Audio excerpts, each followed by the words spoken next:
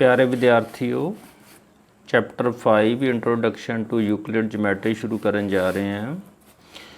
Euclid mathematician का नाम है तो ज्योमैट्री का मीनिंग हैगा जे इहनूं ब्रेक करिए जियो का मतलब हो गया मेयरिंग का अर्थ एंड मैट्रिन लिखा भी होया मैट्रिन का मतलब टू मेयर कहने का मतलब मेयरिंग ऑफ लैंड जे इहनूं आपां मीनिंग इहदा बनाइए। पुराने जमाने दे विच हो सकदा बार बार मेजरमेंट की जरूरत पैंदी होनी, जिद्दां नील नदी बारे गल करदा भी उधर वहिंदी सीगी, वो कई जगह घेर लैंदी सी फ्लड के कारण, फिर वो दोबारा वो लैंड नूं उन्हां दे ओनर्स नूं देण लई मेजर करदे सीगे ते जिहदे करके कई मेजरमेंट्स की जरूरत पैंदी सी। उस तो फिर ये मन्निया जाता भी खोज हुई ज्योमैट्री की, वक्रे वक्रे जिहड़े उन्होंने मेजरमेंट बनाए।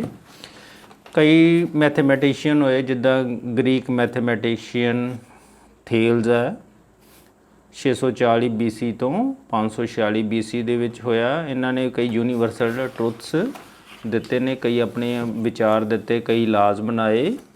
अगे यूक्लिड है ये 325 BC तो 265 BC तक होया। इन्हें भी ज्योमैट्री बारे कई पोस्टुलेट्स बनाए ने, वो किहड़े ने देखिए। कई स्टेटमेंट का ट्रुथफुल स्टेटमेंट्स दित्तियां ने, जिस तरह पॉइंट की डेफिनेशन इन्हें दिती है, point is that which has no part.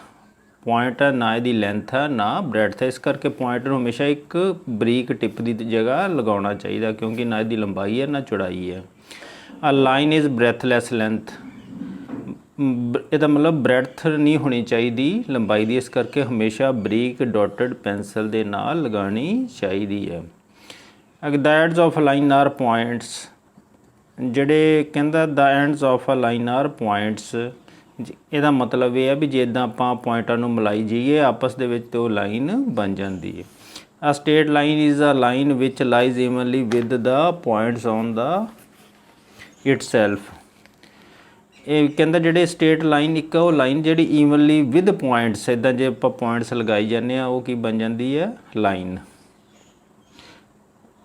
ਅੱਗੇ ਆ ਗਿਆ ਪੰਜਵਾਂ, surface is that which has length and breadth only. Surface ਜਿੱਦਾਂ ਤੁਸੀਂ ਆ ਟੇਬਲ ਦੀ ਸਰਫੇਸ ਮੰਨ ਲਓ ਸਤਹ, ਇਹਦੀ ਲੰਬਾਈ ਵੀ ਹੈ ਤੇ ਚੌੜਾਈ ਵੀ ਹੈ। ਟੇਬਲ ਤੁਸੀਂ ਦੇਖਦੇ ਹੋ ਇਹਦੀ ਲੰਬਾਈ ਵੀ ਹੁੰਦੀ ਹੈ ਚੌੜਾਈ। ਜਿਹੜੇ ਐਜਿਸ ਹੈ ਆਫ ਐਨੀ ਸਰਫੇਸ, ਜਿੱਦਾਂ ਟੇਬਲ ਦੇ ਐਜਿਸ ਕਹਿੰਦੇ ਕਿਨਾਰਿਆਂ ਨੂੰ, ਉਹ ਵੀ ਲਾਈਨਸ ਹੀ ਹੁੰਦੀਆਂ ਨੇ, ਤੁਸੀਂ ਦੇਖ ਹੀ ਰਹੇ ਹੋ। ਜਿੱਦਾਂ ਬੁੱਕ ਹੈ, ਬੁੱਕ ਦੀ ਜਿਹੜੇ ਐਜਿਸ ਆ ਵਾਲੇ ਐਜਿਸ ਹੈਗੇ ਨੇ, ਇਹ ਕੀ ਨੇ ਲਾਈਨਸ ਹੈਗੀਆਂ ਨੇ, ਆ ਦੇਖੋ ਨਜ਼ਰ ਆ ਰਹੀਆਂ ਤੁਹਾਨੂੰ।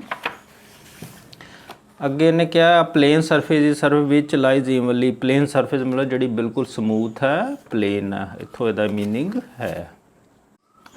ਉਹ ਬੱਚੋ ਇੱਕ ਗੱਲ ਸਮਝ ਲਈਏ, difference between Axiom and ਪਾਸਟੂਲੇਟ। Axiom ਅਤੇ ਪਾਸਟੂਲੇਟ 'ਚ ਕੀ ਅੰਤਰ ਹੈ।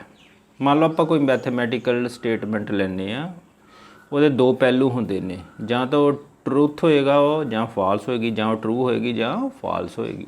ਜਿੱਦਾਂ ਮੈਂ ਕਹਾਂ 2 + 3 = 5 ਟਰੂ ਆ, ਜਾਂ 2 + 3 ਕਹਾਂ 6 ਫਾਲਸ ਹੋ ਗਈ। ਇਹਦਾ ਮਤਲਬ ਮੈਥਮੈਟਿਕਸ 'ਚ ਦੋ ਗੱਲਾਂ ਹੀ ਚੱਲਦੀਆਂ, ਜਾਂ ਟਰੂ ਆ ਜਾਂ ਫਾਲਸ ਹੈ। ਅਗਰ ਟਰੁੱਥ ਦੋ ਤਰ੍ਹਾਂ ਦੇ ਟਰੁੱਥ ਹੈ, ਇੱਕ ਯੂਨੀਵਰਸਲ ਟਰੁੱਥ ਆ, ਇੱਕ ਟਰੁੱਥ ਵਿਦ ਪ੍ਰੂਫ ਹੈ।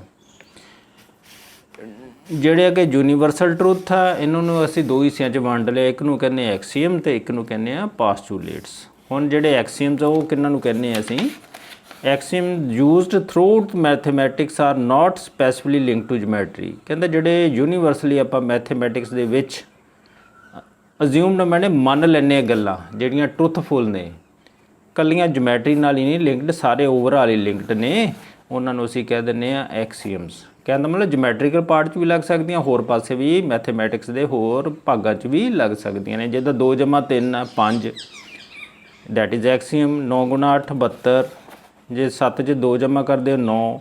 ਜਿੱਦਾਂ ਮੈਂ ਕਹਾਂ if A = B and C = B, A = C, these are ਐਕਸੀਅਮਸ।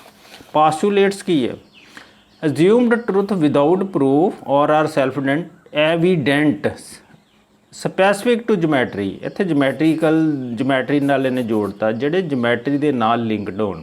Self evident ਮੈਂ ਨਾ ਆਪਣੇ ਆਪ ਦੇ ਵਿੱਚ ਹੀ ਉਹ ਗੱਲ ਸਹੀ ਹੋਵੇ, ਟਰੁੱਥਫੁਲ ਹੋਣ, ਜਿੱਦਾਂ ਮੈਂ ਕਹਾਂ ਆ ਦੋ ਲਾਈਨਾਂ ਪੈਰਲਲ ਆ, L ਪੈਰਲਲ ਟੂ M, ਇਹਦੀ ਕੀ ਹੈ ਵਿੱਚ ਕੰਡੀਸ਼ਨ ਵੀ ਇਹਨਾਂ ਦੇ ਆਪਸ ਦੇ ਵਿੱਚ ਜਿਹੜੀ ਦੂਰੀ ਹੈ ਸੇਮ ਰਹਿੰਦੀ ਹੈ।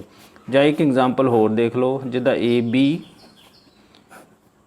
CD ਤੇ ਇਹ ਤਿੰਨ ਲਾਈਨਾਂ ਆਪਾਂ ਪੈਰਲਲ ਖਿੱਚਤੀਆਂ EF। ਮੈਂ ਕਹਿੰਦਾ AB ਪੈਰਲਲ CD ਹੈ ਤੇ AB ਪੈਰਲਲ EF, ਤਾਂ ਮੈਂ ਕਹਿ ਸਕਦਾ CD ਪੈਰਲਲ ਟੂ EF। ਆ ਡਿਫਰੈਂਸ ਹੈ। ਇਹ ਕੀ ਬਣ ਗਿਆ? ਪਾਸਟੂਲੇਟ। ਜਿਹੜੇ ਜਿਓਮੈਟਰੀ ਨਾਲ ਲਿੰਕਡ ਹੈਗੇ ਨੇ ਉਹਨਾਂ ਨੂੰ ਪਾਸਟੂਲੇਟ ਕਹਿ ਦਿੰਦੇ ਆ। ਜਿਹੜੇ ਓਵਰਆਲ ਹੀ ਸਾਰੇ ਮੈਥੇਮੈਟਿਕਸ ਦੇ ਵਿੱਚ ਹੀ ਨਿਯਮ ਰਲਦੇ ਨੇ, ਯੂਨੀਵਰਸਲ ਟਰੂਥਸ ਨੇ, ਉਹਨਾਂ ਨੂੰ ਐਕਸੀਅਮ ਕਹਿ ਦਿੰਦੇ ਆ। ਜਿੱਦਾਂ ਥੋੜ੍ਹੇ ਐਕਸੀਅਮ ਲਿਖੇ ਹੋਏ ਨੇ, things which are equal to the same thing are equal to one another. ਜਿੱਦਾਂ ਐਗਜ਼ਾਮਪਲ ਮੈਂ ਕੀਤੀ ਸੀ A equal to if A equal to B and C is equal to B, ਤੇ A ਕਿਹਦੇ ਬਰਾਬਰ ਹੈ? C ਦੇ ਬਰਾਬਰ ਹੈ। If equals are added to equals the wholes are equal. ਜੀ ਇਕੁਅਲ ਨੰਬਰ ਹੀ ਐਡ ਕੀਤਾ ਜਾਵੇ, ਜਿੱਦਾਂ 7 7 ਦੇ ਬਰਾਬਰ ਆ, ਮੈਂ 3 ਹੀ ਇੱਧਰ ਐਡ ਕਰ ਦਿਆ, 3 ਹੀ ਇੱਧਰ ਐਡ ਕਰ ਦਿਆ, 10 ਕਿਹਦੇ ਬਰਾਬਰ ਹੋਏਗਾ? 10 ਦੇ।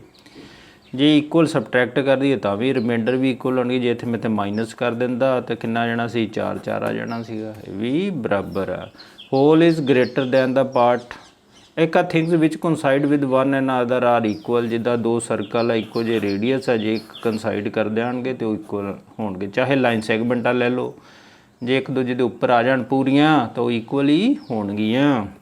Hole is greater than the part. Whole ਦਾ ਮਤਲਬ ਜਿਸ ਤਰ੍ਹਾਂ ਹੁਣ ਵੇਖੋ ਕਿਸੇ ਗਲਾਸ ਦੇ ਵਿੱਚ ਤੁਸੀਂ ਇੱਦਾਂ ਪਾਣੀ ਲੈ ਲੈਂਦੇ, 150 ਮਿਲੀਲੀਟਰ ਦਾ ਗਲਾਸ ਹੈ, ਇਹ 'ਚੋਂ 25 ਮਿਲੀਲੀਟਰ ਪਾਣੀ ਲੈ ਲੈਂਦੇ ਆ, ਤਾਂ 150 ਮਿਲੀਲੀਟਰ ਜਿਹੜਾ ਇਹ ਗ੍ਰੇਟਰ ਦੈਨ ਹੋਏਗਾ 25 millilitre.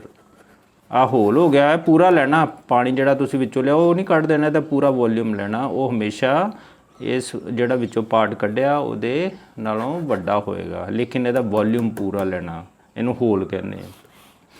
Things which are double of the same thing are equal to one another. ਕਹਿੰਦਾ ਜਿਹੜੀਆਂ ਥਿੰਗਸ ਡਬਲ ਆ ਇੱਕੋ ਚੀਜ਼ ਦੀਆਂ, ਜੇ ਤੁਸੀਂ ਦੁੱਗਣਾ ਕਰ ਦਿਓ, ਜਿੱਦਾਂ x ਬਰਾਬਰ y ਆ, ਜੇ ਦੋਨਾਂ ਪਾਸੇ ਦੁੱਗਣਾ ਕਰ ਦਿਓ ਤਾਂ ਇਹ ਵੀ ਬਰਾਬਰ ਹੀ ਰਹਿਣਗੇ। ਜੇ ਅੱਧਾ ਕਰ ਦਿਓ, ਦੂਜੇ ਛੇਵੇਂ ਦੇ ਅੱਗੇ 7ਵੇਂ 'ਚ ਕਹਿੰਦਾ things which are half of the same thing are equal to each other. ਜਿੱਦਾਂ 2x 2y ਦੇ ਬਰਾਬਰ ਹੈ ਅਤੇ ਤੁਸੀਂ ਅੱਧਾ ਕਰਤਾ, ਹਾਫ ਕਰਤਾ, ਅਤੇ x ਕਿਹਦੇ ਬਰਾਬਰ ਹੋਏਗਾ? y ਦੇ ਬਰਾਬਰ ਹੋਏਗਾ।